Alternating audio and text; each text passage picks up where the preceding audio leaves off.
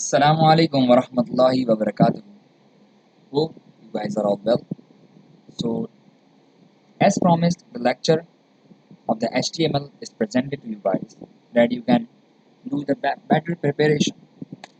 So, first of all, let let us let me tell you something about the basic terminologies of web development.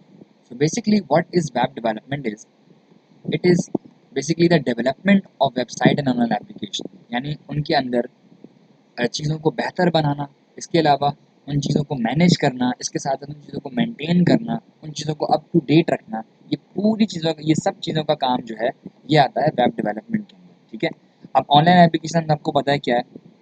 जिस तरह से आप अगर बात करते हैं कि फेसबुक की, व्हाट्सएप की, तो ये सारी ऑनलाइन एप्लीकेशन है। ठीक है, इसके अलावा वेबसाइट्स की बात करें तो youtube.com और हमारी web.com और जिस तरह से हमारा बोर्ड की वेबसाइट्स पर रिजल्ट्स वगैरह आता है, तो ये सब हमारे पास वेबसाइट्स के अंदर आता है। ठीक है, अच्छा, इसके अलावा कोडिंग जब हम करने बैठते हैं तो ये काफ़ी एक जो है एक डाइवर्स किस्म की एक हमें एनवायरनमेंट में लेके जाता है, जहाँ पे हम डिफरेंट लैंग्वेजेस को यूज़ करते हैं, डिफरेंट प्रोग्रामिंग लैंग्वेज को हम बेसिकली यूज़ कर रहे होते हैं।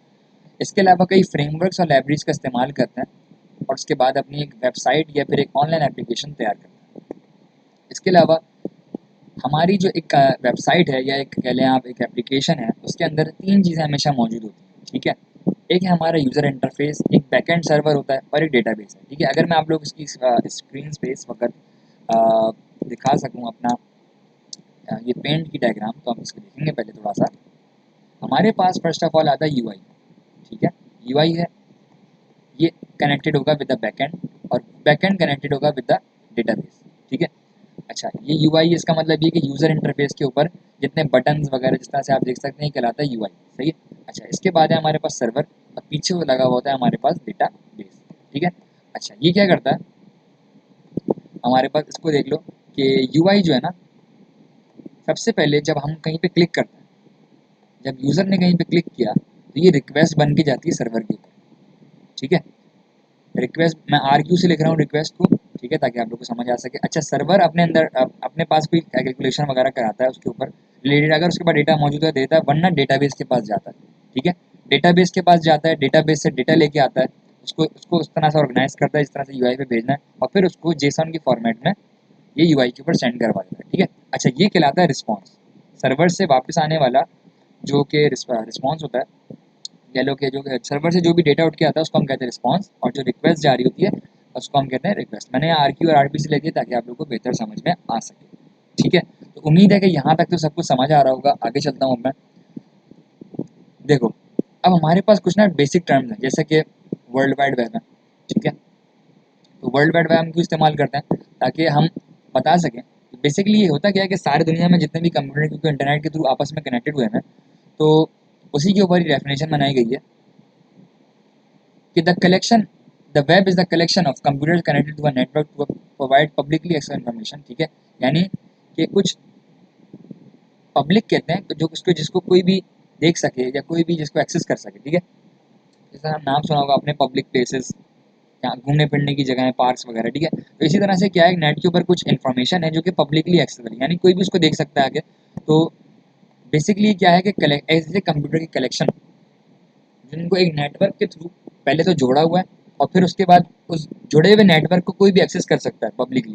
ठीक है, ताकि वो अपने काम की चीज़ उसमें से आगे निकाल सके। जिस तरह से एक लाइब्रेरी होती है, हम लाइब्रेरी जाते हैं अपनी पसंद की बुक निकाल के लेके आ जाते हैं, तो इस तरह से हमारे पास वर्ल्ड वाइड वेब भी होता है। अच्छा, वेब पेज कुछ भी नहीं है, वेब पेज हमारे पास एक डॉक्यूमेंट है जिसको HTML के अंदर लिखा जाता है। ठीक है, अ, ताकि इंटरनेट ब्राउज़र को इस्तेमाल करवाया जा सके। अच्छा, इसके अलावा वेबसाइट है, तो वेबसाइट हमारे पास पता है कि कलेक्शन होती है वेब पेजेस की, जिसके अंदर कुछ टैग्स, इमेजेस और मल्टीमीडिया यानी वीडियोस वगैरह शामिल होती हैं।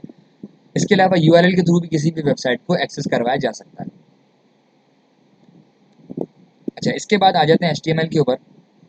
What is HTML? First of all, HTML stands with hypertext markup language which is used to create and web pages, यानी जिसका इस्तेमाल करवाया जाता है ताकि आप वेब पेजेस बना सकें, वेबसाइट्स बना सकें, वेब एप्लीकेशंस बना सकें, जिनको वेब ब्राउज़र के ऊपर मेनली देखा जा रहा होता है। ठीक है, अच्छा, इसके अलावा देखो, अल्फाबेटाइज्ड मार्कअप लैंग्वेज जो है वो मेनली स्ट्रक्चर करती है कंटेंट। ठीक है, मेनली स्ट्रक्चरिंग के लिए यूज होती है। ये बात अपने पास मेन पॉइंट्स के अंदर नोट कर लें कि स्ट्रक्चरिंग लैंग्वेज है, ठीक है। जिसका मतलब ये है कि आप इसमें headings, paragraphs, links, block code और अदर मीडिया डाल सकते हैं, ठीक है। ब्लॉक कोड्स का मतलब है इन्वर्टेड कॉमास में या अंडरलाइन वगैरह में आप चीज़ों कर सकते हैं, ठीक है।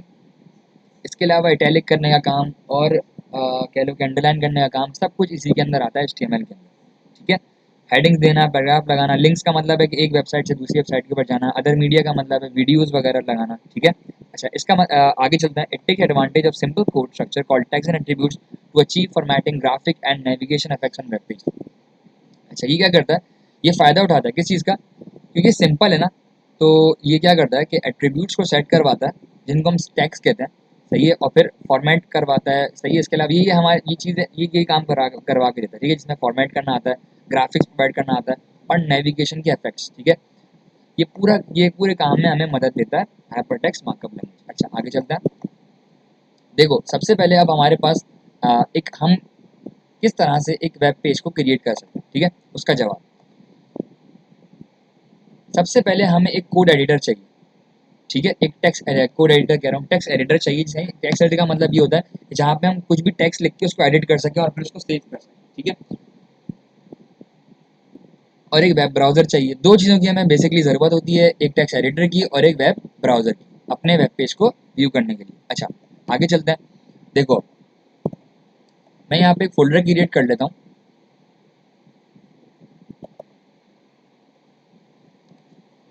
लर्न HTML के नाम से, ठीक है।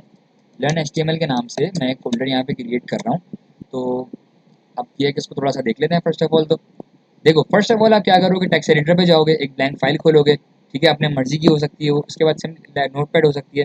अच्छा, इसके साथ साथ फिर आप क्या करोगे, अपना वेब पेज को कोड करना स्टार्ट करोगे। देखो, मैं आप लोगों के लिए यहाँ पे आसानी के तौर पे क्या कर रहा हूँ कि न्यू करके एक टेक्स्ट डॉक्यूमेंट खोल रहा हूँ, ठीक है। अच्छा, अब करना क्या है हमें, इसके बाद वो देख लेते हैं। इसका नाम रखवाते हैं हम index.html, ठीक है। index.html के नाम से नाम लिखवाया,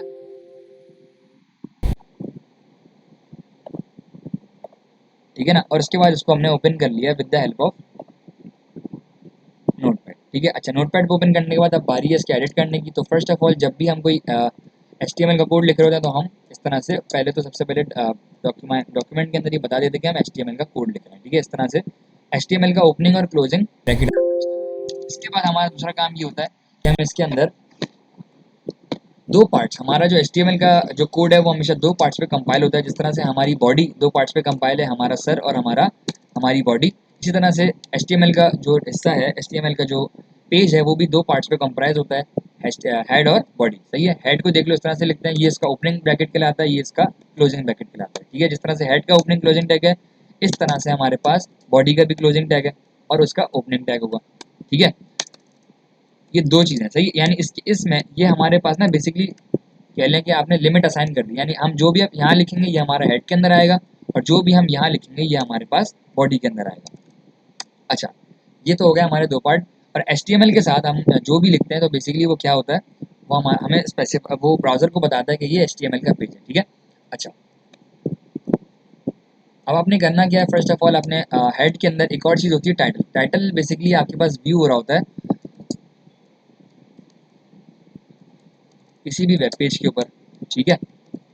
अच्छा, टाइटल डिस्प्ले कहाँ पे होता है, देखो ये वाला पार्ट जो है ना, जहाँ मेरे बुक के अंदर अभी 9 क्लास न्यू बुक लिखा हुआ है, बेसिकली ये होता है आपका टाइटल पार्ट, ठीक है।